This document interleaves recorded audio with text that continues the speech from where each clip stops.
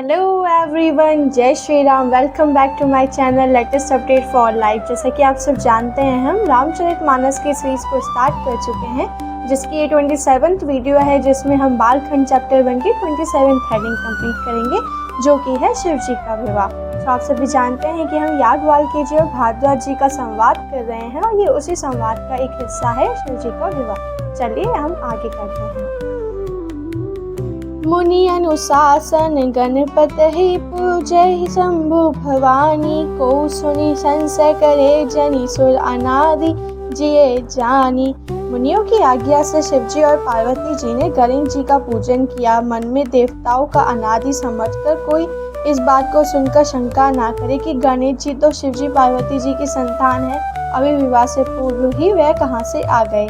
और यहाँ पर मुनियों के आदर अनुसार शिवजी और पार्वती जी गणेश जी का पूजन कर रहे हैं, क्योंकि वह प्रथम पूज्य हैं। फिर यहाँ पर याज्ञवल्क्य जी कह रहे हैं कि गणेश जी का नाम सुन के आप अचंकित मत होना कि शिवजी और पार्वती जी की संतान है गणेश जी, तो अभी गणेश जी कहाँ से आए। ठीक है, तो वो चीज़ वो आगे बताएंगे कि यहाँ पे गणेश जी का नाम क्यों लिया जा रहा है। जैसे विवाह की विधि श्रुति गई, मन मुनहि सो सब करवाई, गही गिरीश कुश कन्या पानी, बवही समर्पित जानी भवानी। वेदों में विवाह की जैसी रीति कही गई है, महामुनियों ने वह सभी रीति करवाई। पर्वतराज हिमाचल ने हाथ में कुश लेकर तथा कन्या का हाथ पकड़कर उन्हें भवानी शिवजी पत्नी जानकर शिवजी को समर्पण किया। अब यहाँ पर जैसे जैसे वेदों में विवाह की विधि लिखी हुई है, उसी प्रकार से सभी मुनियों ने वेदों के अनुसार विवाह की प्रक्रिया शुरू की और विवाह संपन्न करने के लिए हिमाचल जी को कुछ देकर हाथ में माता पार्वती के हाथ में देने को कहा और उन्हें समर्पित करने को कहा शिव जी के हाथों, शिव जी की पत्नी मानकर। पानी ग्रहण जब कीन महेशा, ये हर्ष सब सकल सुरेशा, वेद मंत्र मुनिवर उचराही, जय जय जय शंकर सुर करही। जब महेश्वर शिव जी ने पार्वती जी का पानी ग्रहण किया, तब इंद्रादि सब देवता हृदय में बड़े ही हर्षित हुए। श्रेष्ठ मुनिगण वेद मंत्रों के उच्चारण करने लगे और देवगण शिव जी जय जयकार करने लगे। और जैसे ही शिव जी ने पानी ग्रहण किया, पानी ग्रहण होता है जब बेटी का जो पिता होता है वो पुत्री के हाथ में अपने जो उनके दामाद होते हैं उनका हाथ रखकर उनका कन्यादान करते हैं, तो इसे पानी ग्रहण की प्रक्रिया की जाती है। तो जब ये कार्य किया गया, तभी सभी देवतागण स्वर्ग लोक से उनके ऊपर फूल की वर्षा करने लगे, मंगल गीत गाने लगे और बहुत ही खुशियां मनाने लगे और शिव जी की जय जयकार करने लगे। बाजहि बाजन विविध विधाना, सुमन दृष्टि नभ वे विदिताना, हरि गिरिजा कर भयउ विवाहु, सकल भुवन भरी राह प्रछाहु। अनेकों प्रकार के बाजे बजने लगे, आकाश से नाना प्रकार के फूलों की वर्षा हुई, शिव पार्वती का विवाह हो गया, सारे ब्रह्मांड में आनंद भर गया। अब जैसे ही सब जगह शिव और पार्वती जी के विवाह के संपूर्ण होने की कथा जो है वो सुनी जाती है, उन तक पहुंचती है, तो वैसे ही नाना प्रकार के फूलों की वर्षा होने लगती है और बहुत ही सुंदर सुंदर गीत गाने शुरू हो जाते हैं। दासी दास तुरग रत गाना, नागा देनु वसन मणि वस्तु विभागा, अनन कनक भाजन भरी जाना, दाई जित नैना जाई बखाना। दासी दास रथ घोड़े हाथी गाय वस्त्र और मणि आदि अनेक प्रकार की चीजें अन्न तथा सोने के बर्तन गाड़ियों में लदवाकर दहेज में दिए, जिनका वर्णन नहीं हो सकता। अब हिमाचल जी यहाँ पर दहेज दे रहे हैं शिव जी को, जिसमें वह दासी दास रथ घोड़े हाथी गाय वस्त्र और ना जाने क्या क्या वस्तुएं गाड़ियों में चढ़ाकर भेज रहे हैं। दाइज दियो भई भांति पुनि कर, जोरी हिम भूधर कहो, का देऊ पुन काम शंकर, चरण पंकज गई रे हो। शिव कृपा सागर ससुर कर संतोषु, सब भाते ही कियो पुनि गहे, पद पथोच मायना प्रेम परिपूर्ण हियो। बहुत प्रकार का दहेज देकर फिर हाथ जोड़कर हिमाचल ने कहा, हे शंकर, आप पूर्ण काम हैं, मैं आपको क्या दे सकता हूँ। इतना कहकर वह शिवजी के चरण कमल पकड़कर रह गए।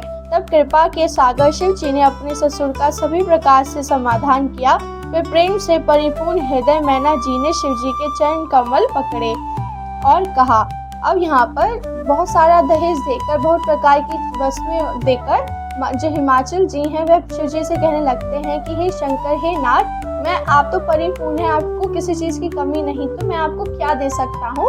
और ये कहकर वह उनके चरण कमल की वंदना करने लगते हैं। तो इतने में ही मैना माता भी कुछ कहती हैं, तो वह आगे बताया जाएगा। नाथ उमा मम प्राण सब समग्रहिंकारी करेहु, क्षमेहु सकल अपराध अब होई प्रसन्न वरु देहु।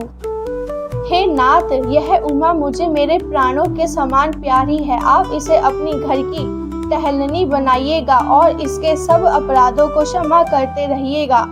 अब प्रसन्न होकर मुझे यही वर दीजिए। और शंकर जी से मैना माता कह रही हैं कि जो पार्वती माता हैं वह उनके हृदय में बसी हैं, वह उन्हें उनके प्राणों से भी ज़्यादा प्रिय हैं। तो वह विनती कर रही हैं कि अगर इनसे अपने ससुराल में कोई भूल चूक हो जाती है तो उसे माफ़ कीजिएगा और हमेशा इनके चेहरे पे मुस्कान बनाए रखिएगा। इस चीज़ का वरदान मुझे आपसे चाहिए, ऐसा मैना माता शंकर जी से कह रही हैं। बहुविधि शंभु सासु समझाई, गवनी भवन चरण सिरुनाई, जननी उमा बोली तबली नहीं ले छंग सुंदर सिकदिनी। शिव जी ने बहुत तरह से अपनी सासों को समझाया, तब वह शिव जी के चरणों में सिर नवाकर घर गईं। फिर माता ने पार्वती को बुला लिया और गोद में बैठाकर यह सुंदर सीख दी।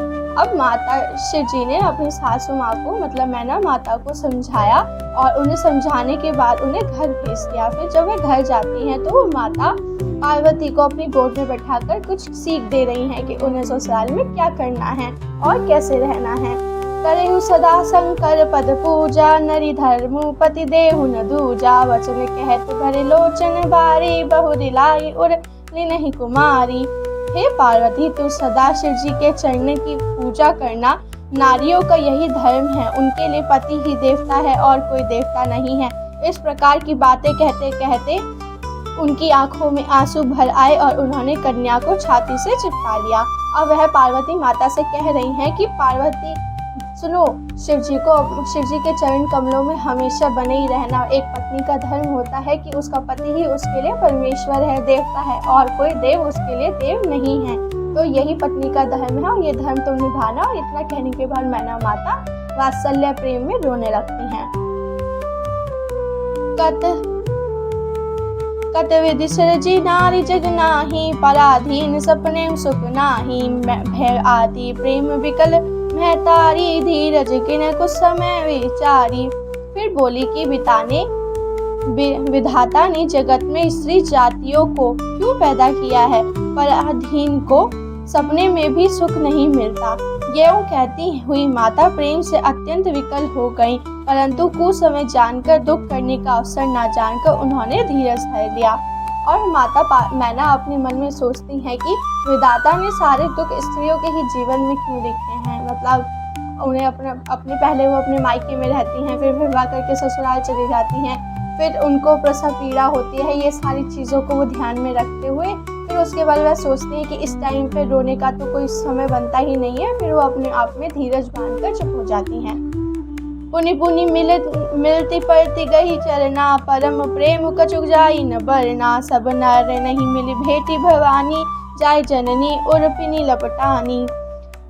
मैना बार बार मिलती हैं और पार्वती के चरणों को पकड़कर गिर पड़ती हैं। बड़ा ही प्रेम है, कुछ वर्णन नहीं किया जाता। भवानी सब स्त्रियों से मिले भेंट कर फिर अपनी माता के हृदय में जा लिपटी। अब बार बार मैना माता पार्वती जी के लिए रो रही हैं, विलाप कर रही हैं, क्योंकि उनकी विदाई का समय हो रखा है। और यहाँ पे माता पार्वती फिर उन्हें अपने हृदय से लगाकर उन्हें शांत करती हैं। जननी ही बहुरी मिली चली उचित आशीष सब कहुदाई, फिरी फिरी बिलोकित मातु तन तब सखी ले शिव पाही नाही, जाचक सकल संतोषी शंकरु उमा सहित भवन चले, सब अमर हर्ष सुमन बरसी निशान नभ भाजे भले। पार्वती जी माता से फिर मिलकर चली, सब किसी ने उन्हें योग्य आशीर्वाद दिया। पार्वती जी फिर कर माता की ओर देखती जाती थी। सब सखियां उन्हें शिव जी के पास ले गईं। महादेव जी सब याचाओं के संतुष्ट कर पार्वती के साथ घर कैलाश को चले। सब देवता प्रसन्न होकर फूलों की वर्षा करने लगे और आकाश में सुंदर नगाड़े बजने लगे। अब माता पार्वती विदाई ले रही हैं मैना माता से, अपने सभी बंधुओं से। तो सभी उन्हें नाना प्रकार के आशीर्वाद दे रहे हैं, जो जिस तरह सामर्थ्य है अपने सामर्थ्य के अनुसार उन्हें आशीर्वाद दे रहे हैं। फिर मैना माता जहाँ शिव जी हैं वहाँ जाती हैं और शिव जी और माता पार्वती कैलाश की ओर प्रस्थान करते हैं और बहुत सुंदर सुंदर मंगल गीत नगाड़े बजने शुरू हो जाते हैं। चले संग हिमवंतु तब पहुँचवान, अति हेतु विविध भांति परितोषु, करि विदा किन्हें वृषकेतु। तब हिमवान अत्यंत प्रेम से शिवजी को पहुंचाने के लिए साथ चले। वृषकेतु शिवजी ने बहुत तरह से उन्हें संतोष कराकर विदा किया। अब एक पिता अपनी पुत्री के पीछे पीछे चल रहे हैं, यहाँ पे वो बताया जा रहा है। फिर जो शिवजी हैं वह हिमवान जी को बहुत शांत करते हैं और उनसे विदा लेते हैं। तुरंत भवन आए गिरिग्राई, सकल सेल सर लिए बोलाई, आदर दान विनय बहुमाना, सब कर विदा किन्हें हिमवाना। पर्वतराज हिमाचल तुरंत घर आए और उन्होंने सब पर्वतों और सरोवरों को बुलाया। हिमवान आदर दान विनय और बहुत सम्मान पूर्वक सबकी विदाई की। और जितने भी उनके दोस्त गण थे, छोटे छोटे पर्वत थे, सरोवर थे, तालाब थे, उन सभी को बुलाकर उनसे विदा लेने का समय आया। तो सभी से विदा लेने शुरू करते हैं और सभी से उनको नाना प्रकार के तोहफे मिठाइयाँ देकर उनसे विदा लेते हैं हिमवान जी। जब ही शंभु कैलाश ही आए, सुर सब निज निज लोक सिधाए, जगत मातु पितु शंभु भवानी, तेहि सिंगारु न कहु बखानी। जब शिवजी कैलाश पर्वत पर पहुंचे तब सब देवता अपने अपने लोकों को चले गए। तुलसीदास जी कहते हैं कि पार्वती जी और शिव जी जगत के माता पिता हैं, इसलिए मैं उनके श्रृंगार का वर्णन नहीं करता। अब यहाँ पर शिव जी के साथ साथ जितने देवतागण पहुँच रहे थे वह सभी कैलाश पर्वत पहुँचने के बाद सभी देवता लोग अपने अपने लोकों को चले जाते हैं। करहि विविध विधि भोग विलासा, गान है समित बसहि कैलासा, गर गिरिराज बिहार नित नयहु, एहि विधि विपुल काल चले गयहु। शिव पार्वती विविध प्रकार के भोग विलास करते हुए अपने गणों सहित कैलाश पर रहने लगे। वे नित्य नए विहार करते थे। इस प्रकार बहुत समय बीत गया। अब वहाँ पर जैसे एक पति पत्नी का जीवन होता है, वैसे ही पार्वती माता और शिव जी वहाँ रहने लगते हैं कैलाश पर्वत पर। तब जन्मे हूँ शठ बदन कुमार, तारक असुरु समर जहि मारा, आगम निगम प्रसिद्ध पुराना, शन मुख जन्म सकल जग जाना। तब 6 मुख वाले पुत्र स्वामी कार्तिक का जन्म हुआ, जिन्होंने बड़े होने पर युद्ध में तारकासुर को मारा। वेद शास्त्र और पुराणों में स्वामी कार्तिकेय की जन्म की कथा प्रसिद्ध है और सारा जगत उसे जानता है। अब कुछ समय बाद कार्तिकेय जी का जन्म होता है, जो है जिनका रूप यहाँ बताया गया है कि उनके 6 मुख थे। और स्वामी कार्तिक का जन्म जो हुआ था वो तारकासुर नामक राक्षस के वध के लिए ही होना था, तो उनका वध करते हैं कार्तिकेय जी, यहाँ पर ये बताया जा रहा है। और सारे जगत में उनकी यही कथा विख्यात है, इस चीज का यहाँ पे वर्णन है। जगु जान शन मुख जन्मु, कर्म प्रताप पुरुषार्थ, महाते ही हेतु मैं वृषकेतु, सुत कर चरित संक्षेप ही कहा, यह उमा शंभु विभाहु, जे नर नारी कही जे, गवही कल्याण काज विभय, मंगल सर्वद सुख पावही। शनान स्वामी कार्तिकेय के जन्म, कर्म, प्रताप और महान पुरुषार्थ को सारा जगत जानता है, इसलिए मैंने वृषकेतु शिवजी के पुत्र का चरित्र संक्षेप ही कहा है। शिव पार्वती के विवाह की इस कथा को जो स्त्री पुरुष कहेंगे और गाएंगे वे कल्याण के कार्यों और विवाह आदि मंगलों में सदा सुख पाएंगे। और यहाँ पर जो याज्ञवल्क्य जी और तुलसीदास जी का लिखन है उसके अनुसार यहाँ पर उन्होंने कार्तिकेय जी का कर्म, क्रोध, जन्म का सिर्फ संक्षिप्त मतलब समराइज वर्जन ही यहाँ पर लिखा है, क्योंकि उससे सभी परिपुष्ट हैं और मतलब सभी को उनके बारे में पता है। और यहाँ पर ये लिखा है कि जो भी शिव पार्वती माता की इस विवाह के कथा का पान करेगा, जो भी स्त्री पुरुष, उसको कभी भी विवाह में, उसके जो गृहस्थी जीवन में जो भी संकट होते हैं, दुख होंगे, वो कभी हमेशा नष्ट हो जाएंगे। कभी उन्हें उन दुखों का जो सहन होता है वो नहीं करना पड़ेगा। चरित सिंधु गिरिराज रमन, वेद न पावहि पारु, बरने तुलसीदास किमी, अति मति मंद गवरऊ। गिरिजापति महादेव जी का चरित्र समुद्र के समान अपार है, उसका पार वेद में भी नहीं पाते, तब अत्यंत मंद बुद्धि और गवार तुलसीदास उनका वर्णन कैसे कर सकता है। अब यहाँ तुलसीदास जी अपने बारे में कह रहे हैं कि गिरिराजपति महादेव जी का चरित्र समुद्र के समान है, और जो तुलसीदास जी हैं वह बहुत छोटी सी नदी है, एक छोटी सी नदी की बूंद है, तो वह उनका संक्षिप्त वर्णन कैसे कर सकते हैं। यहाँ पर ये बताया गया है। शंभु चरित सुनी सरस सुहावा, भारद्वाज मुनि अति सुख पावा, बहुलालास कथा पर बारी, नहीं नहीं नीरु रोम बलि थारी। शिव जी के रसील और सुहावने चरित्र को सुनकर मुनि भारद्वाज जी ने बहुत ही सुख पाया। कथा सुनने की उनकी लालच बहुत बढ़ गई, नेत्रों में जल भर आया तथा रेमावली खड़ी हो गई। अब यहाँ पर जो भारद्वाज ऋषि थे वो याज्ञवल्क्य जी से कथा सुन रहे थे, यहाँ पे तुलसीदास जी उस चीज का वर्णन कर रहे हैं। तो यहाँ पर भारद्वाज ऋषि शिव जी की चरित्र की कथा सुनकर बहुत सुख पाते हैं, उनके नैनों में जल भर जाता है और उनके रोंगटे खड़े हो जाते हैं, और उनके अंदर जो लालसा होती है कथा सुनने की, आगे क्या हुआ वो और बढ़ जाती है। प्रेम विवश मुख आवे न बानी, दासा देखी हर्ष मुनि गानी, ज्ञानी अहो धन्य तव जन्म मुनीसा, तुम ही प्राण सम प्रिय गौरीसा। वह प्रेम में मुग्ध हो गए, मुख से वाणी नहीं निकलती। उनकी यह दशा देखकर ज्ञानी मुनि याज्ञवल्क्य बहुत प्रसन्न हुए और बोले, हे मुनीश, आहा तुम्हारा जन्म धन्य है, तुमको गौरीपति शिव जी के प्राणों के समान प्रिय है। अब यहाँ पर जो भारद्वाज ऋषि हैं वे बहुत मुग्ध हो जाते हैं, उनके मुंह से कोई वचन नहीं निकल पाते हैं, वह उनकी कथा सुनकर इतने प्रसन्न होते हैं। फिर यहाँ पर याज्ञवल्क्य जी कहते हैं कि हे भारद्वाज मुनीश्वर, तुम्हारा जो जीवन है वह धन्य है, क्योंकि तुम्हें अपने प्राणों से भी ज्यादा शिव जी प्रिय हैं। शिव पद कमल जी नहीं रति नाही, राम ही तय सपने हुना साही, बिनु छल विश्वास नाथ पद नेहु, राम भगत कर लक्षण एहु। शिव जी के चरण कमलों में जिनकी प्रीति नहीं है वे श्री रामचंद्र जी को स्वप्न में भी अच्छे नहीं लगते। विश्वनाथ श्री शिव जी के चरणों में निष्कष्ट विशुद्ध प्रेम होना यही राम भक्त का लक्षण है। अब यहाँ याज्ञवल्क्य जी कह रहे हैं कि एक राम भक्त के सच्चे राम भक्त का जो गुण है वह यही है कि उसकी प्रीति शिव चरणों में लगी होगी, और जिनकी प्रीति शिव चरणों में नहीं है राम जी उनकी तरफ देखते भी नहीं हैं।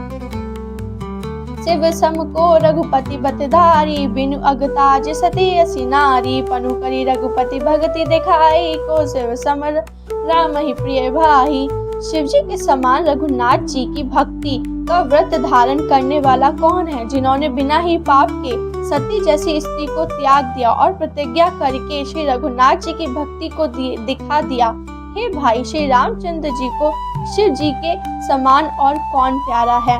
और यहाँ पर बताया जा रहा है कि श्री शिव जी राम जी के इतने बड़े भक्त हैं कि अपनी पत्नी को सिर्फ इसी बात पर त्याग दिया उन्होंने कि उन्होंने उनके इष्ट की प्रतीक्षा ली। तो यहाँ पर यह कह रहे हैं कि राम जी को शिव जी से ज्यादा प्रिय और कुछ हो ही नहीं सकता। प्रथम ही मैं कही शिव चरित भूजा, मर्म तुम्हारा सोची सेवक तुम ही, राम के रहित समस्त विकारा। मैंने पहले ही शिव जी का चरित्र कहकर तुम्हारा वेद समझ लिया। तुम श्री रामचंद्र जी के पवित्र सेवक हो और समस्त दोषों से रहित हो। अब यहाँ आप सभी जानते हैं कि याज्ञवल्क्य जी से भारद्वाज ऋषि ने एक प्रश्न पूछा था कि वह राम जिन्होंने अयोध्या में जन्म लिया था और वह राम जिनका वर्णन जिनके नाम जब हमेशा शिव जी करते हैं, क्या वो दोनों एक ही हैं या वो दोनों राम अलग हैं। तो यहाँ पर याज्ञवल्क्य जी भारद्वाज ऋषि की परीक्षा ले रहे थे शिव कथा सुनाकर कि अगर राम के भक्त हैं भारद्वाज जी तो शिव चरित्र सुनने के बाद बहुत प्रसन्न होंगे, और अगर उनके मन में राम जी की भक्ति नहीं तो शिव चरित्र में उन्हें कोई भी रुचि नहीं होगी।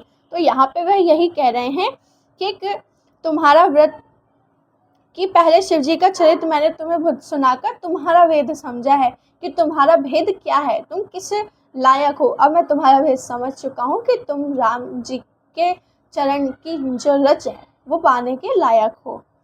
मैं जाना तुम्हारे गुणशीला, कहु सुनो सब रघुपति लीला, सुनु मुनि आजु समागम तोरे, कहीं ना चाहिए जस सुख मनु मोरे। अब यहाँ पे याज्ञवल्क्य जी कह रहे हैं, मैंने तुम्हारा गुण और शीला जान लिया है, अब मैं तुम्हें श्री रघुनाथ जी की लीला कहता हूँ। सुनो हे मुनि सुनो, आज तुम्हारे मिलने से मेरे मन में जो आनंद हुआ है वह कहाँ नहीं जा सकता। अब यहाँ याज्ञवल्क्य जी कह रहे हैं कि मैंने तुम्हारा वेद पढ़ लिया है, तुम्हारे भीतर क्या है मैंने वो सारे भेद जान लिए हैं, अब मैं तुम्हें श्री रघुनाथ जी की कथा कहता हूँ, वह सुनो। रामचरित अति अमित मुनि सा, कही न सकहि सतकोटि अहिसा, तद्यपि यथा श्रुत कयहु बखानी, सुमेरी गिरापति प्रभु धनुपानी। हे मुनीश्वर, रामचरित अत्यंत अपार है, 100 करोड़ शेष जी भी उसे नहीं कह सकते, तथापि जैसा मैंने सुना है वैसा वणिक के स्वामी प्रेरक और हाथों में धनुष लिए हुए प्रभु श्री रामचंद्र जी का स्मरण करके कहता हूँ। अब यहाँ पे याज्ञवल्क्य जी कह रहे हैं कि मुनीश्वर भारद्वाज जी, मैं बहुत तुच्छ हूँ और मुझे श्री रामचंद्र जी का वर्णन करना पूरा नहीं आता, क्योंकि उनका वर्णन करना अत्यंत मुश्किल है, क्योंकि रामचंद्र जी का जो चरित्र है रामचंद्र जी का वह बहुत ही अपार है। उसकी मतलब उसका शुरुआत तो पता है लेकिन उसका अंत नहीं पता कि वो कितना दूर जा रहा है, तो मैं उसका पूरा वर्णन तो नहीं कर सकता, पर गुरु के द्वारा मैंने जितना सुना है जितना समझा है मैं उतना ही तुम्हें समझा रहा हूँ और सुना रहा हूँ। सारद दरुनारी समस्वामी, राम सूत्रधर अंतर जामी, जेहि पर कृपा करहि जन जानी, कवि उर अजर नाच वही बानी।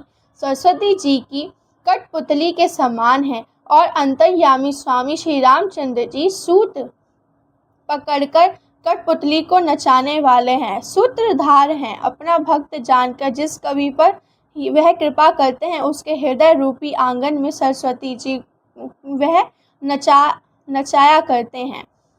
अब सरस्वती माता जी स्वर की देवी हैं। यहाँ पे उनका नाम इसलिए लिया जा रहा है कि जैसे श्री रामचंद्र जी हमें अपने भक्तों को कठपुतली की तरह नचाते हैं एक सूत से बांधकर।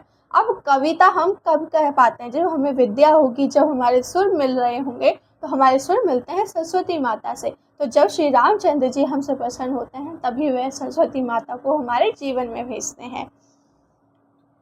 प्रणवहु सोहि कृपाल रघुनाथा, बनहु विषादता सुगुन गाथा, परम राम में गरीबुरु कैलासु, सदा जहाँ शिव उमा निवासु। उन्हीं कृपालु श्री रघुनाथ जी को मैं प्रणाम करता हूँ और उनके निर्मल गुणों की कथा कहता हूँ। कैलाश पर्वत में श्रेष्ठ और बहुत ही रमणीय हैं, जहाँ शिव पार्वती जी सदा निवास करते हैं। यहाँ पे कहते हैं कि श्री रघुनाथ जी का मैं स्मरण कर उन्हें प्रणाम कर यह कथा का शुभारंभ कर रहा हूँ, और उन जो शिव जी कैलाश पर वास कर रहे हैं मैं उनका भी स्मरण कर रहा हूँ, क्योंकि उनके स्मरण के बिना मैं ये रामचरितमानस पूर्ण नहीं कर पाऊँगा। सिद्ध तपोधन जोगी जान, सुर किन्नर मुनिबंद, बसहि महा सुकृति सकल सेवहि शिव सुकंद।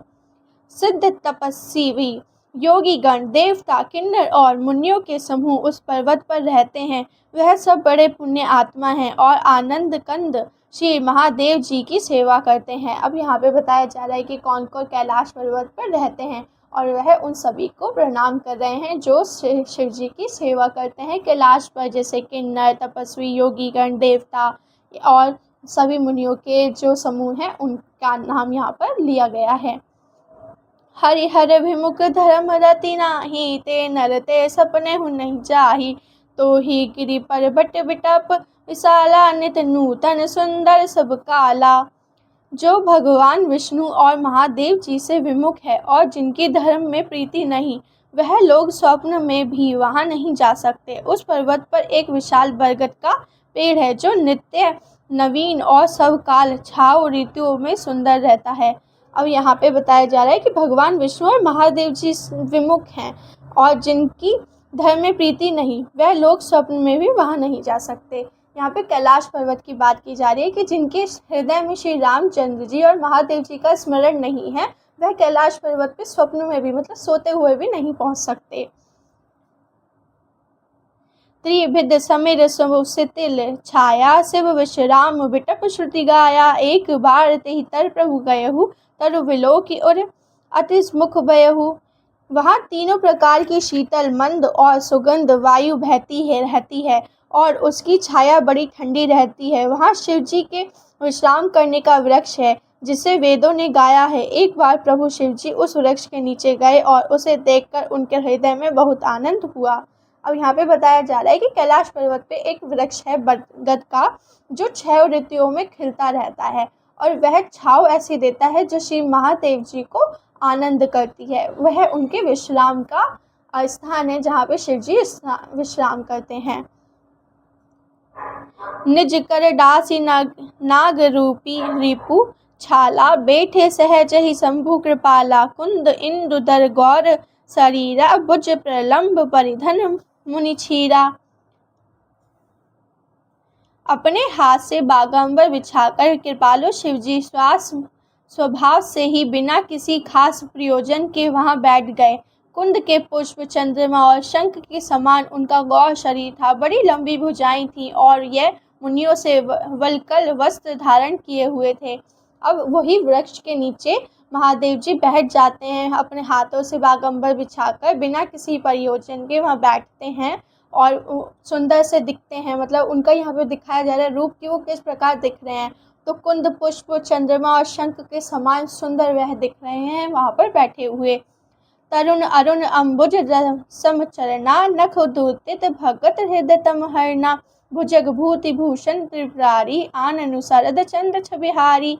अनेक चरण नए पूर्ण स्वरूप से खिले हुए लाल कमल के समान थे।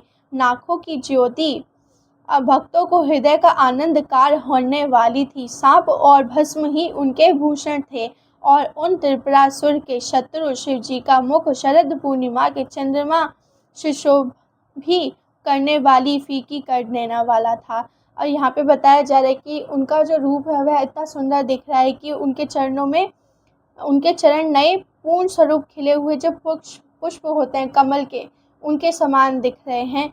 और उनकी जो नाखों की ज्योति है वह भक्तों का हृदय आनंद करने वाली है। सांप और भस्म उनके भूषण है, मतलब उनका श्रृंगार जो सांप और भस्म के द्वारा हो रहा है वह बहुत ही सुगंधित, बहुत ही सुंदर दिख रहा है। तो हमारा 27th हेडिंग यहाँ पे कंप्लीट होती है, जिसमें शिव जी का विवाह कंप्लीट हुआ है और यहाँ पे कैलाश का वर्णन किया जा रहा है कि कैलाश किस प्रकार दिख रहा है। तो आप सभी जानते हैं कि सबसे पहले रामचरितमानस को शिव जी ने अपने मन में गाया, फिर मन से उन्होंने पार्वती माता को सुनाया। तो यहाँ पे अब आगे शिव जी और पार्वती माता का संवाद है जो कि हम नेक्स्ट वीडियो में कंप्लीट करेंगे। तब तक आप सभी मेरे चैनल से जुड़े रहिए और हमारे चैनल को लाइक कीजिए, सब्सक्राइब कीजिए। जय श्री राम।